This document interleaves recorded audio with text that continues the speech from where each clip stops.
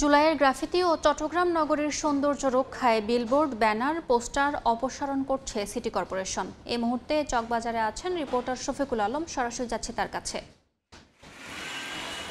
জুলাইয়ে নানা যে স্মৃতি, সেই স্মৃতি পুনরুদ্ধারে শিক্ষার্থীরা মাঠে নেমেছে। অর্থাৎ আমরা দেখেছিলাম জুলাই বিপ্লবের পর চট্টগ্রামে যে বিভিন্ন দেয়ালে, বিভিন্ন রাস্তায় যে ব্যানার, যে গ্রাফিতিগুলো আঁকা হয়েছিল, সেগুলো কিন্তু একেবারে সেগুলো ব্যানার, ফেস্টুনে নানা কারণে কিন্তু সেগুলো একেবারে বিলীন হয়ে গেছিল।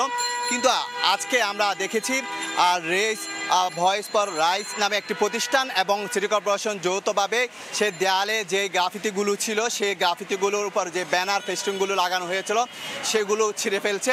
এই মুহূর্তে যে নগরীর চকবাজার, পাশাপাশি রাস্তার উপর যে বিভিন্ন ব্যবসা প্রতিষ্ঠানে যে পোস্টার, বিশেষ করে কোচিং সেন্টারে যে পোস্টার এবং যে বাসা ভাড়া সহ যে পোস্টারগুলো রয়েছে, সেগুলোকে ব্যানারগুলো সেগুলো ছিঁড়ে ফেলা হচ্ছে। তারা বলছে যে বিপ্লব হয়েছে, সেই বিপ্লবের 5 আগস্ট পরবর্তী যে দেয়ালে দেয়ালে যে ব্যানার, যেই গ্রাফিতিগুলো আঁকা হয়েছে, জুলাই বিপ্লবের স্মৃতি এবং নানা বিপ্লবী যে লেখাগুলো আঁকা হয়েছে, সেগুলো কিন্তু পর্যায়ক্রমে সেগুলো বিলীন হয়ে যাচ্ছে। সেগুলো পুনরুদ্ধারে কিন্তু এই সংগঠনটি মাঠে নেমেছে, যাদেরকে তারা বলছে তাদেরকে সহায়তা করছে চট্টগ্রাম সিটি কর্পোরেশনের মেয়র। কিছুক্ষণ পরে তিনি এখানে এসে এগুলো উদ্বোধন করবেন। এর আগে কিন্তু এই যে শিক্ষার্থীরা, প্রায় 50 জনের মতো শিক্ষার্থীরা কিন্তু তারা এই চকবাজার এলাকায় এসে কিন্তু সেই রাস্তার উপর যে ব্যানার ফেস্টুনগুলো রয়েছে সেগুলো ছিঁড়ে ফেলছে এবং যে দেয়ালের যে আঁকা হয়েছে, যে গ্রাফিতি আঁকা হয়েছে, সেগুলো সেখানের উপর যেগুলো ব্যানার ফেস্টুন রয়েছে সেগুলো পানি দিয়ে এবং বিভিন্ন রং দিয়ে কিন্তু সেগুলো মুছে ফেলছে।